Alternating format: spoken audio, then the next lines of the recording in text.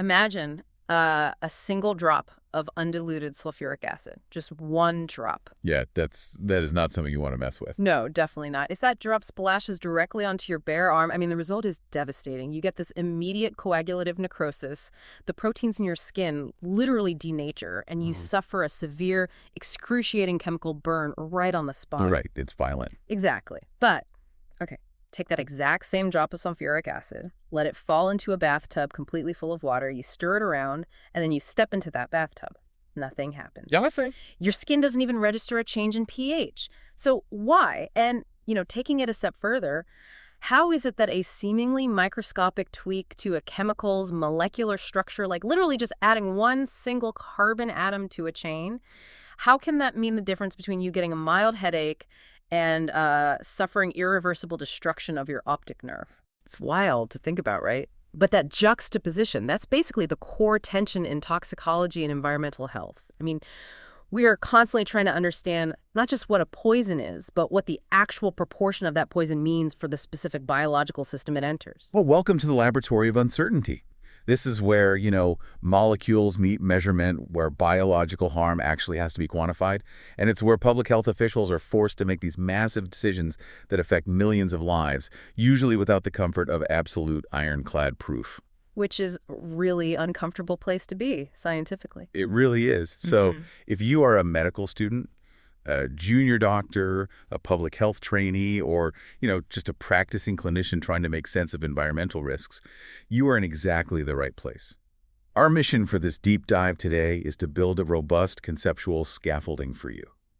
We're using Chapter 7.5 of the Oxford Textbook of Global Public Health as our structural spine. But we aren't just summarizing the textbook data. That would be boring. Yeah, no one wants just a summary.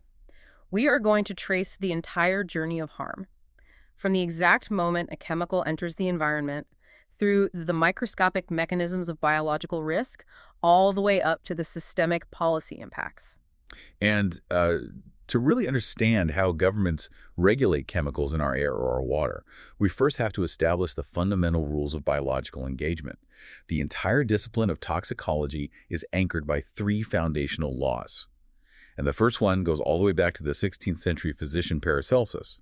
He established this axiom: the dose makes the poison. The dose makes the poison. I mean, it sounds almost too simplistic to be the bedrock of modern public health, doesn't it? It really does. It sounds like a proverb. Yeah. But it actually represents this profound scientific reality that completely shifted medicine away from those ancient concepts of humors.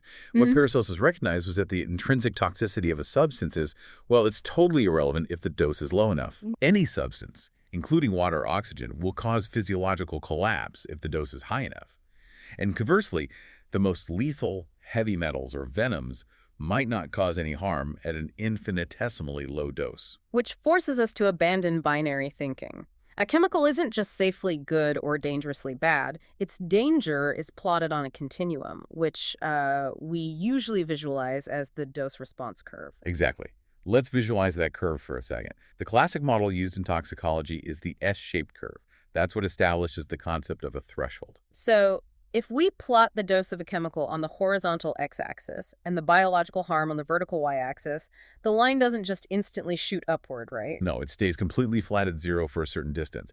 As you move along that x-axis, exposing the organism to low levels of the chemical, the body's natural defense mechanisms like enzymatic detoxification, cellular repair, renal clearance, they handle the insult perfectly. They just buffer it. Yeah, there's no observable adverse effect. So that flat line, that represents the threshold. And that brings us right back to the sulfuric acid in the bathtub. The sheer volume of water dilutes the acid to a concentration that stays safely below the threshold of harm for human epidermal cells. Your body can handle it without injury. But eventually, if you keep increasing the dose, you're going to cross that threshold. Right. Once the cellular defenses are saturated or overwhelmed, the curve sweeps upward. You enter the linear phase of the S-curve, where the harm increases proportionally with the dose. And if you keep increasing it, eventually the curve plateaus at the top of the S. Which means what, clinically? That plateau represents maximum biological response. In acute toxicology, that usually means 100% mortality in the test population. Wow. Okay, so as a clinician, I have to look at how we actually translate that S-curve into real-world safety limits. We don't just, guess where that threshold is. There's a very specific mathematical framework for this, and it centers on two acronyms, no OAL and LAEL. Let's break those down. Yeah, those are the foundational metrics of regulatory toxicology. OAEL stands for the No Observed Adverse Effect Level, and OAEL stands for the Lowest Observed Adverse Effect Level. So how do we actually find those numbers? Usually, toxicologists set up an animal study, say a 90-day exposure of mice to some new agricultural pesticide. They divide the mice into groups. Group 1 gets 0 pesticide, they're the control. Group 2 gets 5 milligrams per kilogram of body weight. Group 3 gets 50, and Group 4 gets 500. And then they just monitor the mice, like check their liver enzymes, look for neurological deficits, maybe examine the tissues post-mortem. Exactly. So suppose the mice receiving 500 milligrams show severe liver necrosis. Yeah. That is clearly toxic. Then they look at the mice receiving 50 milligrams, and maybe those show a slight, statistically significant elevation in liver enzymes compared to the control group. So that 50 milligram dose is our LOAEL. It's the lowest dose where we actually observed an adverse effect. Right. But then you look at the mice receiving 5 milligrams, and they show absolutely no difference from the control group. Their livers are totally perfect. That 5 milligram dose becomes our NOAEL.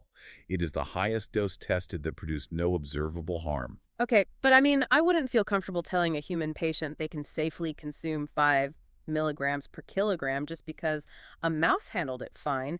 A mouse has a completely different metabolic rate. Oh, absolutely. Right. And that is exactly where the concept of the safety margin or uncertainty factor comes in. Regulatory bodies like the EPA or the European Food Safety Authority, they take that animal NOAEL and they apply mathematical buffers. How big of a buffer are we talking about? Usually they divide the NOAEL by a factor of 10 to account for intraspecies differences, basically acknowledging that humans might be 10 times more sensitive than mice. Then they divide it by another factor of 10 for interspecies differences. Interspecies meaning differences between individual humans. Exactly. Acknowledging that, a pregnant woman or an elderly man or a child might be much more sensitive than a healthy adult male. Okay, so we take the 5 milligram mouse, NOAEL, divide it by 10, and then divide it by 10 again. So our human reference dose, the acceptable daily intake, becomes 0.05 milligrams per kilogram. We basically build this massive mathematical buffer zone to protect the most vulnerable people. That's the architecture of the threshold model right there. But we have to pivot to a completely different paradigm when we talk about carcinogens. For cancer-causing agents, regulatory toxicology largely abandons the S-curve and utilizes the linear non-threshold model. Okay, so the linear non-threshold model suggests that the curve doesn't have that flat sane zone at the beginning, it just starts directly at the origin, which implies that a single molecule of a carcinogen can theoretically cause a mutation that leads to cancer. That's what the model assumes, yes. Biologically, I really struggle with that. Our cells are bombarded by free radicals and toxins literally constantly. We have p53 tumor suppressor genes, nucleotide excision repair mechanisms. How can public health officials operate on the assumption that one single molecule can doom a patient? They operate on that assumption because of the difference between clinical probability and mathematical possibility. Cancer, fundamentally, begins with a somatic mutation in a single cell. A chemical carcinogen like an electrophile can covalently bind to a single strand of DNA and create an adduct. Right. And if the cell attempts to replicate before that adduct is repaired by those mechanisms you just mentioned, the mutation becomes permanent. It clones itself. But the vast majority of the time, the cell either repairs the damage or it undergoes apoptosis, programmed cell death. And a dead cell doesn't form a tumor. True. The probability of one single molecule of benzene dodging all the cellular defenses, avoiding apoptosis, and causing the exact specific mutation required to initiate a malignancy is infinitesimally small. Mm-hmm. You inhale trillions of molecules of carcinogens walking down a busy city street, and every single cell in your lungs doesn't turn cancerous. Thankfully. Right. However, because the mechanism of harm is stochastic, meaning it's based on random probability rather than cellular saturation, we cannot mathematically prove that the risk is absolute zero. So risk assessors basically have to treat carcinogens as guilty until proven innocent. They must assume there is no completely risk-free level of exposure. And this shifts the entire regulatory approach. With a threshold chemical, the goal is just to keep exposures below the NOAEL. With a non-threshold carcinogen, the goal is to drive exposures close to absolute zero as technologically and economically feasible. Let's add two quick nuances to dose response before we move on, because the S-curve and the linear curve aren't the only shapes we see. There's also the U-shaped curve, which is really critical when we discuss essential nutrients and vitamins. Yeah, the U-shaped curve applies to substances that are actually required for normal physiological function but become toxic in excess. Right. Think about fat-soluble vitamins like vitamin A or vitamin D. Right. If your dose is on the extreme left side of the U, meaning near zero, you suffer severe biological harm from deficiency. Vitamin D deficiency leads to osteomalacia or rickets because your gut literally cannot absorb calcium, leading to defective bone mineralization. But if you swing all the way to the far right side of the curve and consume massive megadose supplements of vitamin D, you hit toxicity. Hypervitaminosis D causes hypercalcemia, which can lead to kidney stones, vascular calcification, even renal failure. Exactly. The safe zone for a U-shaped substance isn't the threshold you stay below. It is the trough in the middle of the curve. You have to maintain exposure within a very specific biological window. Okay. And the other nuance involves allergens, which kind of defy standard dose-response modeling altogether. Allergens are a really unique toxicological phenomenon because their toxicity relies entirely on the host's immune system, not the chemical properties of the substance itself. An allergen requires a relatively substantial initial exposure to sensitize a person. Right. During that phase, the immune system falsely identifies the harmless protein, say, from a peanut or bee venom, as a pathogen, and produces specific IgE antibodies against it. But the patient doesn't experience anaphylaxis during that initial sensitizing exposure. No, the first exposure merely arms the system. The IgE antibodies bind to mast cells and basophils, basically priming them like loaded springs. Once the patient is sensitized, the threshold effectively disappears. A subsequent exposure to a microscopic trace of the allergen, literally just a few molecules, will cross-link those IgE antibodies, causing the mast cells to instantly degranulate, Dumping massive amounts of histamine and inflammatory cytokines straight into the bloodstream. which leads to profound vasodilation, bronchoconstriction, and potentially fatal anaphylactic shock. So for a sensitized individual, an allergen behaves much like a non-threshold agent. Wow. Okay, so we've established how the dose dictates the magnitude of the response. Let's move to the second core law of toxicology, specificity of effects. Because there is this common misconception that a toxic chemical simply poisons the body uniformly, just shutting down organs at random. But the reality is that chemicals are incredibly precise biological weapons. They are. The precision is dictated by the three-dimensional shape of the molecule and its electron distribution. In toxicology, we study structure-activity relationships, or SARS. A chemical's specific molecular structure determines exactly which cellular receptors it will bind to, which enzymes it will inhibit, and which tissues it will ultimately destroy. Let's look at how tiny molecular alterations drastically change the clinical outcome. Toluene versus benzene is a classic textbook comparison. Both are volatile organic compounds used widely as industrial solvents. They have nearly identical physical properties. Structurally, they both feature a hexagonal carbon ring. But there is one tiny difference. Right. The only difference is that toluene has a single methyl group, which is a carbon atom attached to 3 hydrogen atoms protruding from its ring. And that single methyl group changes the entire metabolic fate of the chemical. Benzene, lacking that methyl group, is oxidized by liver enzymes into highly reactive intermediates like benzoquinone. Those travel straight to the bone marrow, covalently bind to DNA, and induce mutations that cause acute myeloid leukemia. Benzene is a potent known human carcinogen. But toluene, because of that one methyl group, offers a totally different target for the liver enzymes. Exactly. The liver enzymes preferentially attack the methyl group rather than the carbon ring itself. They oxidize the methyl group to form benzoic acid, which is highly water-soluble. Which is much safer. Oh, absolutely. The benzoic acid is then conjugated with glycine and harmlessly excreted in the urine as hippuric acid. Because of that one small structural difference, toluene is efficiently cleared from the body and does not cause leukemia. A difference of literally one carbon atom alters the entire pathology. We see the exact same phenomenon with alcohols, right? Ethanol versus methanol. Ethanol, the alcohol found in beverages, consists of a 2-carbon chain. Methanol, or wood alcohol, consists of a single carbon chain. Both cause central nervous system depression and intoxication. But the real danger lies in how the body processes them. Because the enzyme alcohol dehydrogenase in the liver attacks both molecules. Right. When it metabolizes the 2-carbon ethanol, it eventually produces acetate, which the body can easily convert into water and carbon dioxide. But when alcohol dehydrogenase attacks the single carbon methanol, it converts it into formaldehyde and then rapidly into formic acid. And formic acid is devastating to human biology. It aggressively inhibits cytochrome C oxidase, which is an essential enzyme in the mitochondrial electron transport chain. This halts cellular respiration, causing profound metabolic acidosis. But the specificity is the most terrifying part. It really is. For reasons that are actually still being researched, formic acid has an extreme affinity for the optic nerve.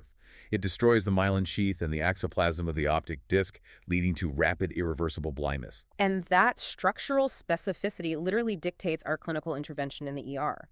If a patient comes in with methanol poisoning, we don't just offer supportive care. We administer Fompizol, or, ironically, we put them on an intravenous drip of pharmaceutical-grade ethanol. Which sounds crazy, but the biology makes sense, because the alcohol dehydrogenase enzyme has a much higher binding affinity for ethanol than it does for methanol. Right. If you flood the patient's system with ethanol, the enzyme gets distracted, processing the ethanol, leaving the methanol totally intact. The unchanged methanol can then be slowly excreted through the kidneys or cleared via hemodialysis before it ever gets converted into that nerve-destroying formic acid. It is a therapy based entirely on molecular competition. Exactly. And the structural specificity also extends to long-chain hydrocarbons. Take N-hexane, which is a 6-carbon chain solvent. If inhaled over long periods, it is metabolized into 2-quantified-hexanedione. This specific metabolite cross-links the neurofilaments inside the axons of peripheral nerves. And then what happens? The axons swell, conduction slows down, and the patient develops profound peripheral neuropathy, losing sensation and motor control in their hands and feet. Yet, if you expose a worker to N-pentane, which is a 5-carbon chain, or N-heptane, a 7-carbon chain, they don't develop that neuropathy at all. Their bodies cannot metabolize those specific chains into the 2-5-hexanedione structure required to cross-link those specific nerve proteins. The biological lock requires a perfectly shaped molecular key. And the ultimate example of the lock and key specificity is carbon monoxide. Oh, yeah. Carbon monoxide is a masterclass in toxicological mimicry. Its toxicity is based entirely on its structural resemblance to a molecule we absolutely require for survival, diatomic oxygen. Inside every red blood cell are millions of molecules of hemoglobin. Hemoglobin contains porphyrin rings with iron atoms at their center, shaped by evolution to temporarily bind to oxygen in the lungs and release it in the tissues. And carbon monoxide is just one carbon atom double bonded to an oxygen atom. It is small enough to fit right into that exact same binding site on the hemoglobin molecule. Not only does it fit, but because of its specific electron configuration, carbon monoxide binds to the iron atom with an affinity that is roughly 200 to 250 times stronger than oxygen. It is a competitive inhibitor. Once a carbon monoxide molecule locks into that binding site, it just refuses to let go. It creates carboxyhemoglobin. So the red blood cell keeps circulating, but its cargo capacity is compromised. But the mechanism is actually even more insidious than simply taking up space. Wait, there's more to it. Yeah, it alters the allosteric shape of the entire hemoglobin tetramer. A hemoglobin molecule has 4 binding sites. If carbon monoxide binds to just 1 or 2 of those sites, it changes the shape of the protein such that the remaining oxygen molecules are held on with a vice-like grip. Oh, wow. This is known as the Haldane effect, or a leftward shift of the oxygen dissociation curve. So not only is the blood carrying less oxygen, but it refuses to release the oxygen it does have to the starving tissues. The patient suffers systemic hypoxia, leading to cardiac arrhythmias and neurological death, all triggered by a simple 2-atom imposter. Understanding that mechanism explains why a standard pulse oximeter clipped to a patient's finger in the ER will read 100% oxygen saturation, even as the patient is dying of carbon monoxide poisoning. The machine only measures whether the binding sites are full. It can't tell that they are full of the wrong molecule. Which perfectly underscores why understanding molecular specificity is so critical for clinical diagnosis and intervention. Okay, so we have our dose-response curves, and we understand how structural shape dictates harm. The third foundational law of toxicology seems incredibly obvious on its face. Humans are animals, but the implications for risk assessment are immense. It is the biological justification for the entire field of in vivo toxicological testing. At the molecular and cellular level, the basic principles of biochemistry are highly conserved across mammalian species. A kidney tubule cell in a rat uses the same fundamental lipid bilayer, the same ion channels, and the same ATP-driven energy cycles as a kidney tubule cell in a human. So if a novel chemical induces acute renal failure by destroying the proximal tubules in a mouse, we have a very strong biological rationale to assume it will target the kidneys in a human. The specificity of the toxic effect usually translates well. The qualitative hazard translates well, but the quantitative dose-response relationship rarely does. This is where the biological differences between species become a massive hurdle. Mice have incredibly fast heart rates and respiratory rates compared to humans. Their basal metabolic rate is much higher. They clear chemicals from their blood much faster.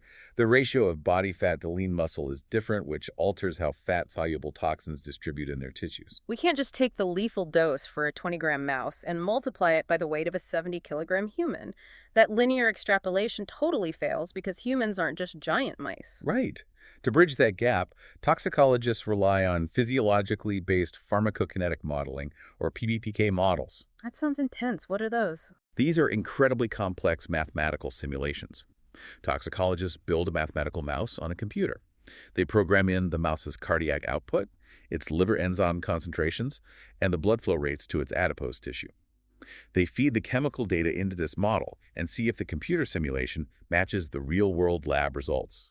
And if the model accurately predicts what happens in the mouse, then they swap out the variables. Exactly. They replace the mouse's cardiac output with the human's cardiac output. They swap the mouse's liver enzyme kinetics for human enzyme kinetics. They run the simulation again to predict exactly how that chemical will behave in the human body. PBTK modeling is how we safely extrapolate data across species boundaries, moving from the animal lab to the human population. That sets our biological foundation beautifully. We know the rules of how chemicals cause harm, but a chemical just sitting in a barrel doesn't cause harm. We have to map out how it actually interacts with the human system in the real world. This requires systems physiology. We have to map the journey of the toxin, which is governed by 4 distinct phases: absorption, distribution, metabolism, and excretion. The acronym is ADME. Let's start with absorption. The route of absorption fundamentally alters everything that happens afterward. The public often views exposure through a pretty simplified lens. If water is contaminated with an industrial chemical, the risk is automatically assumed to come from drinking it. I mean, ingestion seems like the most obvious pathway. But taking a systems thinking approach reveals a multifaceted exposure scenario. Consider a community where the local well water is contaminated with a volatile organic compound like trichloroethylene from a local manufacturing plant. If you only advise the community to stop drinking the tap water, you are leaving them exposed to massive risk. Because what happens when they take a hot shower? Exactly. The hot water volatilizes the trichloroethylene. It turns from a liquid into a gas. The individual in the shower is now breathing in high concentrations of the vaporized toxin in a confined space. Oh, man. Furthermore, the heat of the water causes vasodilation in their skin, opening their pores and increasing the transdermal absorption of the chemical directly into their capillary beds. A single shower results in simultaneous inhalation and dermal absorption, which can deliver a higher toxic load than drinking several glasses of the cold water. If an epidemiologist only quantifies the ingestion route, their risk models will be completely detached from reality. The physical properties of the toxicant dictate the route of entry. And when we look at novel materials like nanoparticles, we are discovering absorption routes that bypass our traditional biological defenses entirely. This is a critical area of ongoing research. When we inhale standard particulate matter like dust or smoke, the particles travel down the trachea and deposit in the bronchi, or the alveoli of the lungs, where macrophages attempt to clear them. But ultrafine nanoparticles, which are smaller than 100 nanometers, they exhibit totally different physics. They don't just go to the lungs, right? No. When nanoparticles are inhaled through the nose, they deposit on the olfactory mucosa at the roof of the nasal cavity. The olfactory sensory neurons there are unique because they are exposed directly to the outside environment, and their axons extend straight through the cribriform plate of the skull into the olfactory bulb of the brain. Wait, so they just go straight into the brain? Yes. Studies have shown that certain nanoparticles are taken up by these neurons and utilize anterograde axonal transport traveling inside the nerve fibers to move directly into the central nervous system. Bypassing the blood-brain barrier completely. Entirely bypassed. The tight junctions of the blood-brain barrier, which evolved to keep blood-borne toxins out of our brain tissue, are completely circumvented by this neurological backdoor. That is terrifying. Okay, so once a chemical is absorbed, the body has to distribute it. And this is where we see a massive divergence in clinical timelines based on how the chemical entered the body. If a patient swallows a toxicant, it is absorbed through the microvilli of the gastrointestinal tract. And the venous drainage from the gastrointestinal tract does not go straight to the heart. It converges into the hepatic portal vein, which carries the absorbed contents directly to the liver. This anatomical setup creates the first pass effect. Right. The liver is the body's primary metabolic clearinghouse. Before that ingested toxin can reach the general systemic circulation to damage the brain or the kidneys, the liver gets the first attempt at neutralizing it. The hepatocytes are packed with cytochrome P450 enzymes that will attempt to oxidize or conjugate the molecule, stripping away its toxicity before releasing it to the rest of the body. Exactly. The first pass effect drastically reduces the systemic bioavailability of many ingested toxicants. But inhaled toxicants cheat this anatomical defense system. Because if a patient inhales vaporized benzene or fine particulate matter from diesel exhaust, the toxicant crosses the thin alveolar capillary membrane deep in the lungs. It enters the oxygenated blood, which flows directly into the pulmonary veins, into the left atrium of the heart, and is immediately pumped out through the aorta to the entire body. It hits the brain, the kidneys, the bone marrow, and the peripheral tissues simultaneously. It bypasses the hepatic first pass effect entirely.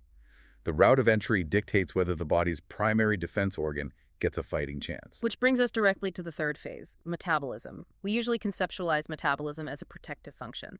The liver enzymes take a fat-soluble toxicant, attach a water-soluble molecule to it, like glucuronic acid or sulfate, and render it harmless so the kidneys can excrete it in the urine. That is the intended biological mechanism, known as detoxification.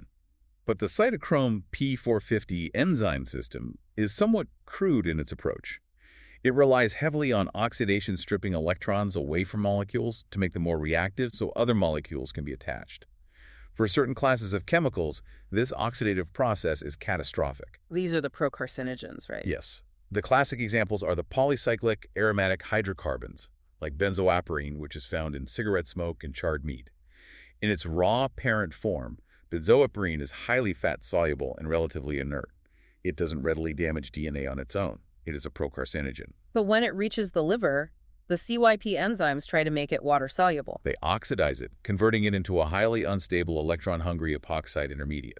This new molecule is violently reactive. It is an electrophile seeking to bond with anything it can find, and DNA happens to be rich in electron-dense targets. So the metabolism itself activates the chemical. Exactly, into the ultimate carcinogen. Our own cellular machinery, in its blind attempt to clear the chemical, inadvertently manufactures the molecular weapon that drives the mutation. And this mechanism is the basis for an entire subfield called ecogenetics, which explores how our individual genetic variations alter our susceptibility to environmental toxins. Let's look at the clinical implications of this. Not everyone's liver metabolizes chemicals at the exact same speed. We all possess genetic polymorphisms, slight variations in the DNA sequences that code for our metabolic enzymes. Consider the enzyme N-acetyltransferase 2, or NOT2. This enzyme is responsible for metabolizing certain industrial aromatic amines. Some individuals have a genetic variant that makes their NAT2 enzyme operate very slowly. They're known as slow acetylators. So if a slow acetylator is exposed to these specific aromatic amines in a factory setting, their liver takes a long time to clear the chemical. The toxin lingers in the bloodstream, increasing their risk of developing bladder cancer. Conversely, let's look at the enzyme CYP2D6, which is involved in activating certain procarcinogens. Some individuals have multiple copies of the CYP2D6 gene. They are ultra-rapid metabolizers. Meaning they activate the toxin faster. Yes. If they are exposed to a procarcinogen like benzene, their liver massively accelerates the conversion of the relatively inert benzene into the highly toxic, DNA-damaging benzoquinone intermediate. Their genetic makeup floods their own bone marrow with the ultimate carcinogen, drastically increasing their individual risk of leukemia compared to a normal metabolizer exposed to the exact same environmental conditions. So our genetic makeup loads the gun, but the environment pulls the trigger. It is the defining paradigm of ecogenetics. The hazard is in the environment, but the vulnerability is hardwired right into your DNA. Fascinating. So the final phase of the journey is excretion. The body clears water-soluble metabolites primarily through the kidneys via glomerular filtration and excretes them in the urine. Volatile compounds can be exhaled through the lungs. Heavy metals can be incorporated into hair and nails. But there is one route of excretion that represents a unique intergenerational transfer of risk. Lactation. Many persistent organic pollutants, such as polychlorinated biphenyls or PCBs or certain organochlorine pesticides, are highly lipophilic. They dissolve in fat. Because they resist metabolic breakdown, they bioaccumulate in the adipose tissue of humans over decades. And breast milk is inherently rich in lipids to support infant brain development. When a mother lactates, her body mobilizes her fat stores to produce the milk. In doing so, she inadvertently mobilizes the lipophilic toxins that have accumulated in her fat over her lifetime. These chemicals are excreted into the breast milk and ingested by the infant. The mother's body clears a portion of its toxic burden by passing it directly to the child during a critical window of neurodevelopment. That is just tragic. Okay, so we have mapped the journey of a single chemical through a single body. But in reality, public health rarely deals with solitary chemicals in sterile environments. Human beings are exposed to a vast, complex mixture of agents simultaneously. When chemicals interact within the biological system, the mathematics of risk assessment become highly volatile. We categorize these interactions into 4 specific types. The first and simplest is an additive effect. This occurs when 2 chemicals share the exact same mechanism of action, and their combined effect is equal to the sum of their individual toxicities. So the math is just 1 + 1 = 2. Right. A clinical example involves organophosphate pesticides. If an agricultural worker is exposed to 2 different organophosphates, both chemicals act by inhibiting the enzyme acetylcholinesterase in the nervous system. The resulting buildup of acetylcholine, leading to the classic SLIDGE toxidrome salivation, lacrimation, urination, defecation, gastrointestinal distress, and emesis, will simply be the combined additive sum of the 2 separate exposures. Got it. The second type is the synergistic effect, which is far more alarming from a public health perspective. Synergy is when 1 + 1 = 10. The chemicals actively compound each other's damage, resulting in an effect far greater than the sum of the parts. The most heavily documented epidemiological example is the interaction between asbestos exposure and cigarette smoking in the development of bronchogenic carcinoma. We know both agents cause lung cancer independently. But when combined, the mechanisms collide. Cigarette smoke contains chemical carcinogens that cause cellular mutations, but it also paralyzes the microscopic cilia lining the respiratory tract, impairing the lung's ability to clear debris. If that smoker is also an asbestos worker, they inhale microscopic asbestos fibers. Because the cilia are paralyzed by the smoke, the asbestos fibers are not cleared. They become deeply lodged in the lung tissue. And then the alveolar macrophages arrive to engulf and destroy the foreign fibers, right? But the asbestos fibers are too long to be engulfed. The macrophages engage in frustrated phagocytosis, spewing out reactive oxygen species and inflammatory cytokines into the surrounding lung tissue. Creating a highly toxic environment. Exactly. This chronic, severe inflammation bathes the surrounding epithelial cells, which are already mutating from the tobacco smoke, in a highly oxidative environment that rapidly promotes tumor growth. The physical trauma of the asbestos acts synergistically with the chemical mutations of the smoke to multiply the cancer risk exponentially. The third interaction is potentiation. This is a unique scenario where one chemical, which is considered completely harmless to a specific organ on its own, makes a second toxic chemical significantly more destructive. The math here is 0 + 1 = 4. A classic toxicological model involves carbon tetrachloride, a potent hepatotoxin that causes liver necrosis. Isopropanol, or rubbing alcohol, does not typically cause liver damage. However, if a subject is exposed to isopropanol prior to being exposed to carbon tetrachloride, the resulting liver damage is massive. How does a harmless chemical supercharge a toxin? It alters the metabolic landscape. The isopropanol induces or upregulates the production of specific cytochrome P450 enzymes in the liver. It basically builds a massive metabolic factory. When the carbon tetrachloride arrives, that massive factory rapidly and aggressively metabolizes it into a highly reactive trichloروmethyl radical, flooding the liver with the toxic intermediate far faster than it can be neutralized. The isopropanol primed the system for self-destruction. Wow.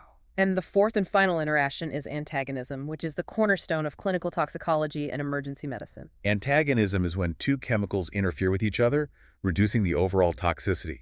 1 + 1 = 0. We exploit this therapeutically. If a patient presents in the emergency department with profound respiratory depression due to a heroin or fentanyl overdose, we administer naloxone. Because the opioid molecules are bound to the mu-opioid receptors in the brainstem, suppressing the respiratory drive. Naloxone is a competitive receptor antagonist. It has a higher structural affinity for the mu-opioid receptor than the heroin does, but it does not activate the receptor. It physically rips the opioid molecules off the receptors and occupies the space, instantly neutralizing the toxic effect and restoring the patient's respiratory drive.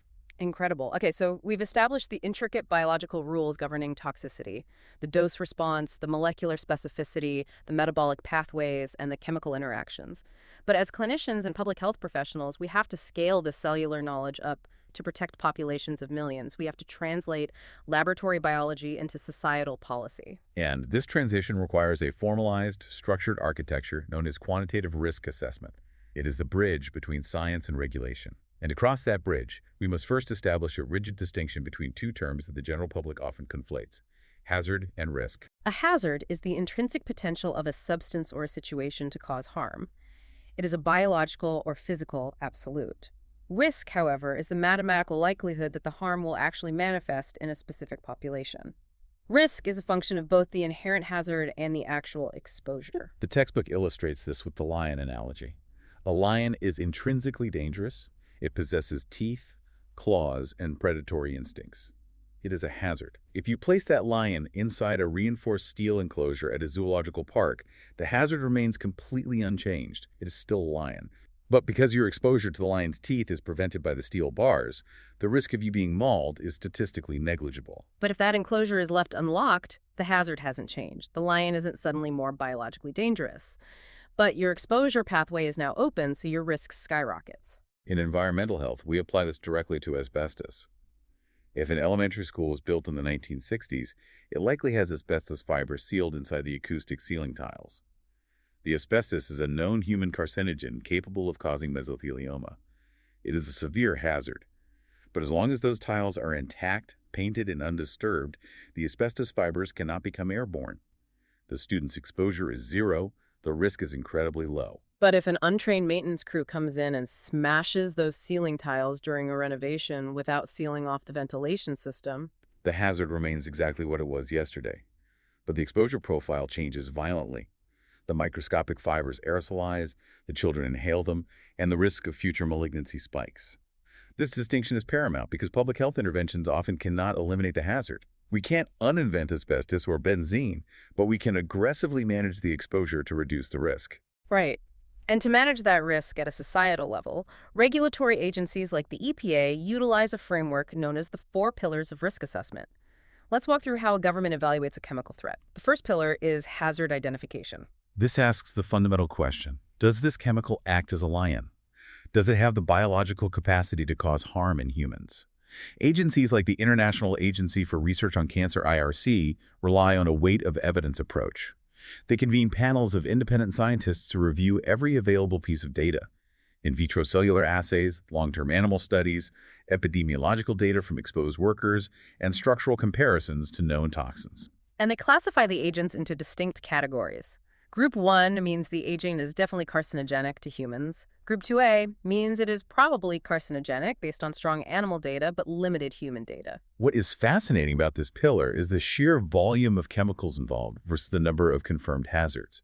There are tens of thousands of synthetic chemicals in global commerce, yet IRC classifies only about 120 agents as confirmed Group 1 human carcinogens.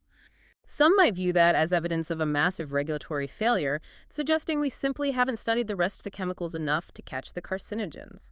While data gaps definitely exist, that low number is actually largely attributed to the success of predictive toxicology and primary prevention. Decades ago, scientists developed rapid, inexpensive molecular assays, like the Ames test, which uses engineered bacteria to detect if a chemical causes genetic mutations. Before a chemical company invests hundreds of millions of dollars to build a manufacturing plant for a novel solvent, they run it through an Ames test. And if the bacteria mutate, the company knows the chemical is a potential hazard. They scrap the chemical right there in the research and development phase. The hazard is identified and eliminated before it ever reaches the environment. The second pillar is dose-response evaluation. This is where we take the S-curves and the NO8-EL calculations we discussed earlier and apply them to the identified hazard. We map the quantitative relationship. If the hazard is a threshold chemical, we establish the reference dose by applying uncertainty factors. If it is a non-threshold carcinogen, we use mathematical models to calculate the slope factor, predicting the statistical probability of cancer at trace exposure levels. The third pillar is exposure evaluation. We know the chemical is dangerous, and we know the dose required to cause harm. Now we have to figure out if the population is actually encountering that dose. We have to map the lion's cage. Exposure evaluation requires us to quantify the magnitude, the frequency, and the duration of human contact with the agent. And here we must distinguish between two critical concepts: aggregate risk and cumulative risk. Let's clearly define these, as the distinction is vital for accurate epidemiological modeling. Aggregate risk focuses on a single chemical hazard. Correct. Aggregate risk calculates the total exposure to one specific chemical across all possible pathways. If we are evaluating the risk of lead toxicity in a toddler, we don't just measure the lead concentration in the drinking water. We must aggregate the lead ingested from old paint chips, the lead inhaled from contaminated dust tracked in on shoes, and the lead absorbed from contaminated soil in the playground. One chemical, multiple routes. Cumulative risk, on the other hand, reflects the messy, complex reality of human life. Cumulative risk evaluates the combined toxicological impact of multiple entirely different chemical agents acting simultaneously through various pathways. It attempts to quantify the total toxic soup a population lives in. So like a community near an industrial zone? Exactly. If a community is located near a petrochemical refinery, a major highway, and an agricultural zone, cumulative risk assessment requires us to look at the combined physiological burden of inhaled benzene, ingested pesticide residues, and inhaled particulate matter. It requires us to account for the additive, synergistic, and potentiating interactions we discussed earlier. It is mathematically daunting, but it is the only accurate way to assess environmental justice issues. Which brings us to the fourth and final pillar: risk characterization. The scientists have gathered the hazard data, built the dose-response models, and calculated the exposure levels. Now, they must synthesize that data into a cohesive report for policymakers and the public. Risk characterization is the intersection of mathematics, ethics, and communication. It is where raw data is translated into a narrative, and how that narrative is framed can profoundly shift public perception and regulatory action. Let's consider how statistics can be presented. If an exposure scenario demonstrates a 1% probability of causing a lethal outcome over a lifetime, a government agency could issue a press release stating, "This environmental condition is 99% safe." Which pacifies the public and protects the industry from panic or immediate economic disruption. But an environmental advocacy group could look at the exact same data and report, "This condition has a 1 in 100 likelihood of causing a fatal disease." The mathematical reality is identical, but the emotional and political impact is inverted. Furthermore, risk characterization frequently manipulates the denominator. How so? If you average the risk of a localized airborne pollutant across the entire population of a large state, the statistical risk per capita appears negligible. It dilutes the problem. But if you restrict your denominator exclusively to the vulnerable population, say the children attending school within a 2-mile radius of the factory, the risk profile becomes massive and unacceptable. True risk characterization must honestly define the susceptible subgroups. Otherwise, it trivializes localized suffering. Let's apply this theoretical architecture to a real-world regulatory challenge. The textbook outlines a compelling case study on benzene regulation in the United States, which highlights the limits of environmental law when dealing with human behavior. Benzene is a Group 1 carcinogen linked to leukemia. The U.S. Environmental Protection Agency can precisely calculate the aggregate risk of outdoor benzene exposure. The primary sources of ambient outdoor benzene are industrial petroleum emissions and automobile exhaust. The EPA's risk models indicate that aggressively regulating these outdoor sources, forcing refineries to install scrubbers, mandating cleaner gasoline, is an incredibly expensive endeavor. The model suggests that these massive nationwide regulations might statistically prevent approximately 50 cases of leukemia per year across a population of over 300 million people. Every leukemia case prevented is a victory. However, when you contextualize that number against the nearly 50,000 new leukemia diagnoses in the U.S. annually, the impact of outdoor benzene regulation seems disproportionately small. The paradox is revealed when we look at the exposure evaluation data. The vast majority of the population's exposure to benzene does not come from standing on a street corner breathing smog. It comes from indoor air. Exactly. It comes from unregulated, localized sources inside the home. Volatile organic compounds off-gassing from adhesives, paints, attached garages, and historically the most massive source, indoor cigarette smoke. The EPA has the statutory authority to heavily regulate the tailpipe of a truck on the highway. It has almost no authority to regulate the air quality inside a private living room. It demonstrates the necessity of systems thinking. If the exposure driving the epidemiological risk is indoor smoking, then the most effective public health intervention for benzene wasn't a multi-billion-dollar environmental standard. It was the public health campaigns and taxation policies that reduced smoking prevalence. You cannot effectively reduce risk if you aim your regulatory weapons at the wrong exposure pathway. The second case study in the text shifts our focus from domestic policy limitations to the ethics of global environmental justice. We have to look at how risk is displaced internationally. The Probo koala incident in Côte d'Ivoire. This is a textbook example of geopolitical risk transfer. In 2006, a European multinational company chartered a vessel, the Probo koala, which contained hundreds of tons of highly toxic alkaline slop, a hazardous byproduct of petroleum refining containing lethal concentrations of hydrogen sulfide and mercaptans. Processing and disposing of that hazardous waste safely within the European Union under strict environmental regulations would have been highly expensive. So instead of absorbing the cost to neutralize the hazard safely, the company exported the risk. They shipped the waste to Abidjan in Côte d'Ivoire, a developing nation lacking the robust regulatory infrastructure and specialized treatment facilities required to handle the chemicals. Local contractors, operating outside of stringent oversight, illegally dumped the toxic sludge in open-air sites scattered around the densely populated city. The hazard wasn't eliminated. The lion was simply moved from a European cage to an African living room. The exposure skyrocketed. The hydrogen sulfide gas volatilized in the heat. The human cost was immediate and catastrophic. The resulting exposure caused approximately 9,000 acute illnesses, overwhelming the local medical infrastructure with patients presenting with severe respiratory distress, neurological symptoms, and chemical burns. Several deaths were directly attributed to the exposure. This tragedy highlights a critical flaw in global public health. Quantitative risk assessment algorithms might work perfectly in a lab, but they are easily subverted by economic disparities and gaps in international maritime law, like the Marpol Convention. Risk is rarely distributed equally. It flows downhill toward the populations with the least political power and the fewest regulatory shields. Which brings us to the most difficult space in public health policy. What happens when the scientific data is incomplete? What happens when we suspect a chemical is a hazard, but the epidemiological studies haven't been completed, and the PBPK models are inconclusive? We are forced to make decisions under a cloud of uncertainty. This brings us to the ethical and policy framework known as the precautionary principle. This principle is the epicenter of intense friction between public health advocates and industrial economists. The modern foundation of the precautionary principle was articulated during the 1992 United Nations Earth Summit in the Rio Declaration. It established a paradigm for acting on suspected rather than proven environmental threats. Principle 15 states that where there are threats of serious or irreversible damage, lack of full scientific certainty shall not be used as a reason for postponing cost-effective measures to prevent environmental degradation. The phrasing there is notoriously complex for policymakers. The textbook refers to it as a triple negative. It is a triple negative. It does not dictate a proactive mandate. It does not say you must ban a chemical if you suspect it is dangerous.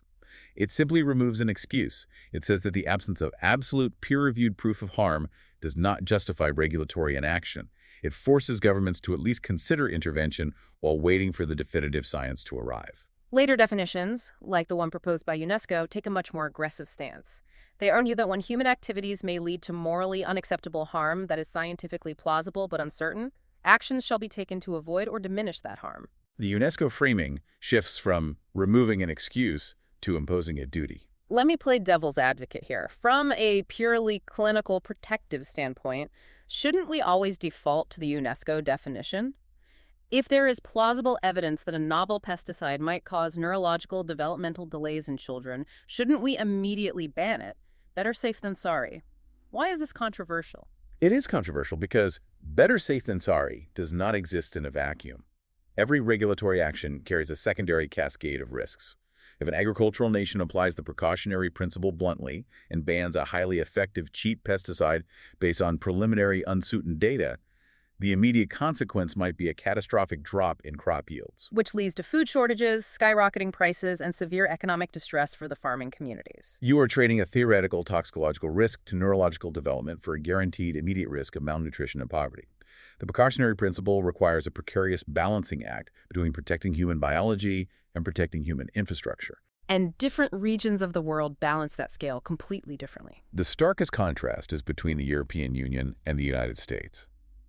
The EU has deeply integrated the precautionary principle into its regulatory DNA, most notably through its REACH legislation, registration, evaluation, authorization, and restriction of chemical substances. REACH fundamentally inverts the traditional burden of proof. It operates on a no data, no market philosophy.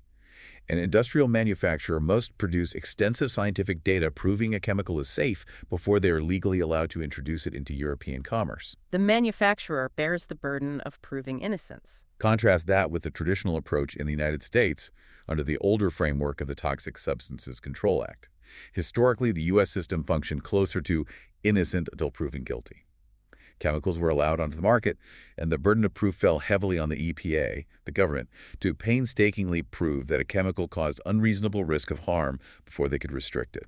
These fundamentally opposing philosophies lead to massive geopolitical and economic disputes. The precautionary principle is frequently weaponized in international trade. We are not endorsing either approach, but simply reporting how these differing philosophies create conflict. Right. When a nation invokes precaution to ban an import, it is incredibly difficult to determine if they are genuinely protecting public health or simply engaging in economic protectionism under the guise of science. The textbook highlights the long-standing dispute over hormone-treated beef. The EU banned the import of beef from cattle raised with growth hormones in the US and Canada, invoking the precautionary principle regarding potential, though unproven, long-term endocrine risks to consumers. The United States challenged the ban at the World Trade Organization, arguing that extensive scientific data proved the hormone levels in the meat were safe, and that the EU was simply utilizing public health as a politically acceptable excuse to shield European cattle farmers from cheaper American competition. The line between precaution and protectionism is further blurred in cases involving developing nations. Consider aflatoxins. Aflatoxins are potent, naturally occurring carcinogens produced by Aspergillus fungi, which commonly contaminate crops like peanuts and maize in warm, humid climates.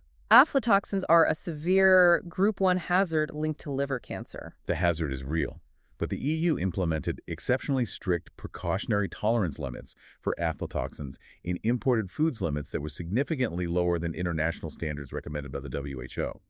For many sub-Saharan African nations, meeting these microscopic regulatory standards was technologically and economically impossible. The precautionary regulation effectively devastated their agricultural export markets, causing profound economic damage. Was the microscopic reduction in European liver cancer risk worth the macroscopic destruction of African agricultural economies? The precautionary principle rarely offers simple arithmetic. Let's examine two specific case studies from the text where we are currently operating deep within this fog of uncertainty. The first involves a chemical ubiquitous in modern life, bisphenol A, or BPA. BPA is a high-production volume chemical used to manufacture polycarbonate plastics and epoxy resins. It is in the protective linings of canned foods, the thermal paper used for store receipts, and rigid plastic containers. Millions of tons are produced globally every year. The toxicological concern with BPA is not acute poisoning, it is endocrine disruption. BPA is structurally capable of binding to human estrogen receptors. It can act as a weak estrogen mimic in the body. Animal studies have raised significant concerns that fetal or early life exposure to BPA could alter reproductive development, prostate gland function, and brain organization. Furthermore, BPA challenges the traditional S-curve we discussed earlier. It exhibits a non-monotonic dose response. This is a crucial, paradigm-shifting concept. Traditional toxicology assumes that higher doses cause greater effects. But endocrine disruptors like BPA often have U-shaped or inverted U-shaped curves. They can cause profound biological changes at microscopically low doses because they are mimicking highly potent natural hormones, but they might cause a completely different or lesser effect at high doses where the receptors are simply saturated and shut down. A traditional high-dose animal test might entirely miss the low-dose endocrine effect. And the exposure evaluation is universally concerning. BPA does not stay locked in the plastic. It leaches out, especially when the plastic is subjected to heat or acidic environments, like heating food in a microwave or storing acidic tomatoes in a lined can. A landmark biomonitoring study conducted in Canada analyzed urine samples from a broad demographic cross-section of the population. They found detectable levels of BPA metabolites in over 90% of the individuals tested. The exposure is ubiquitous and continuous. So, faced with plausible hazard data regarding endocrine disruption, non-monotonic curves, and universal population exposure, how did the regulators respond? Canada invoked the precautionary principle.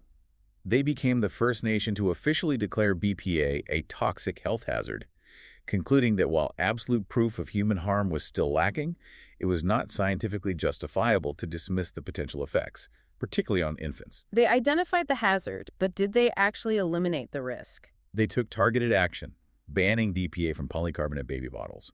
However, sweeping regulatory action to eliminate BPA from the entire commercial supply chain has heavily lagged.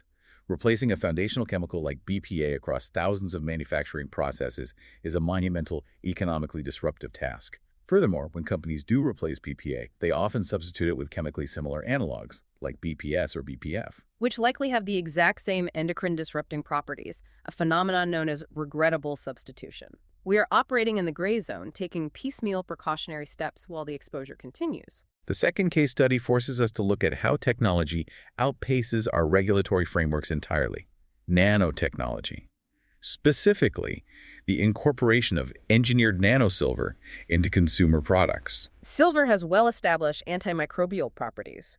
It disrupts bacterial cell walls and metabolic enzymes.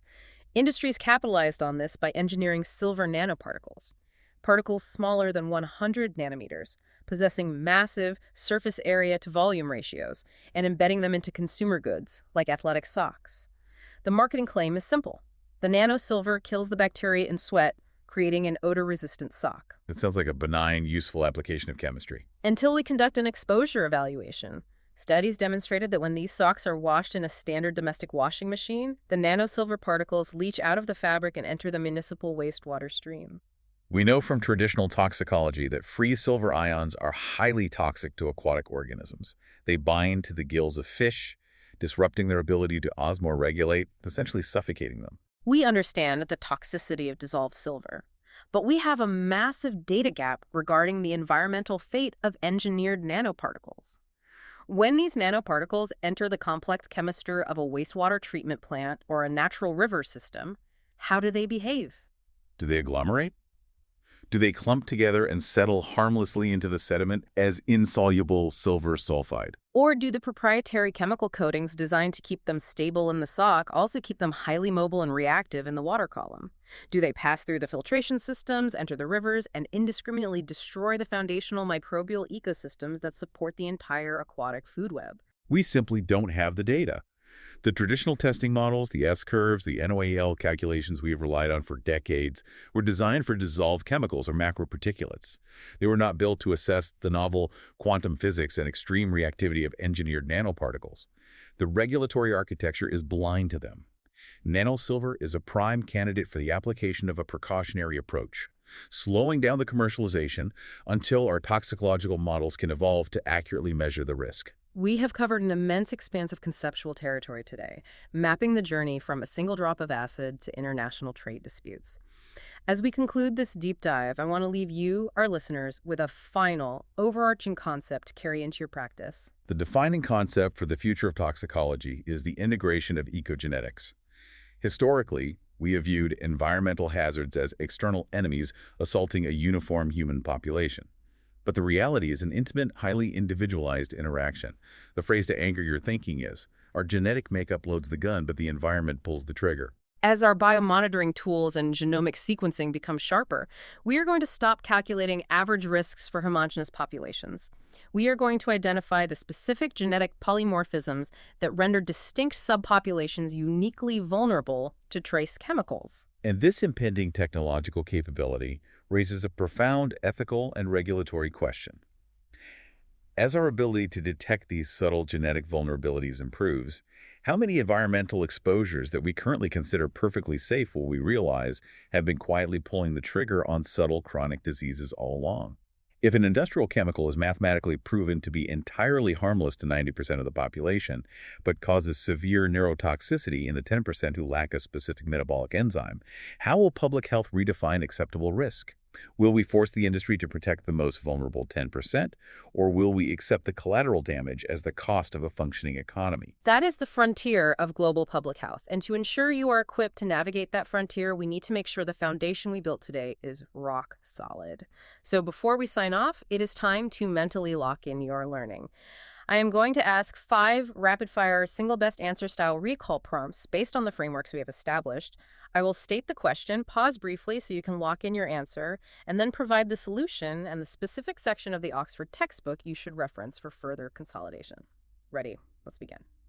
Prompt number 1.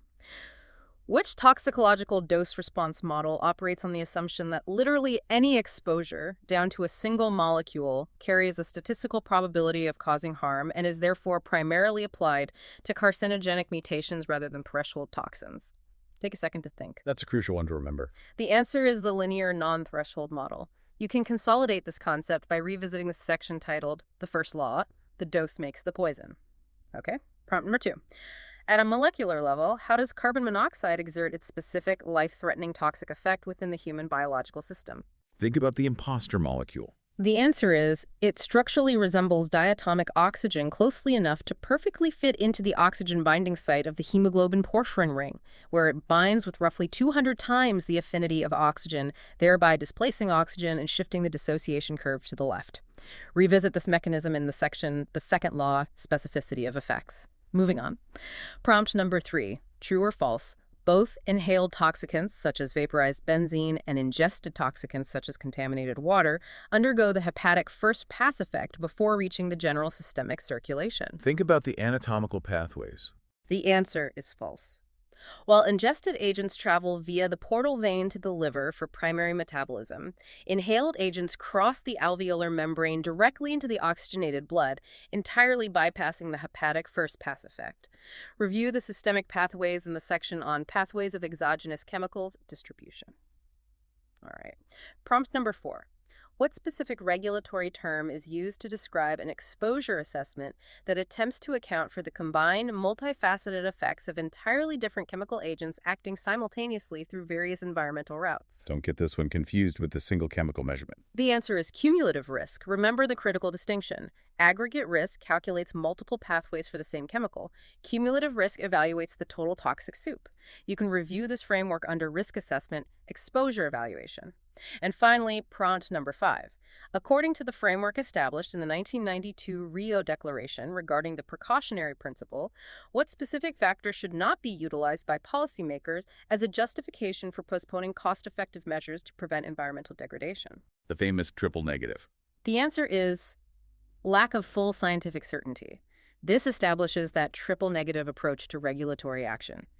Revisit the ethical nuances in the section on the precautionary principle and/or versus risk assessment. Mastering these conceptual distinctions, hazard versus risk, aggregate versus cumulative, linear models versus thresholds, is what separates a passive observer of public health from a rigorous systemic practitioner.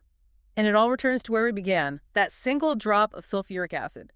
Diluted in a bathtub, it is a neutralized hazard. Splashed on your skin, it is a catastrophic risk. Toxicology is the rigorous science of measuring the difference, and public health is the relentless art of building the bathtub.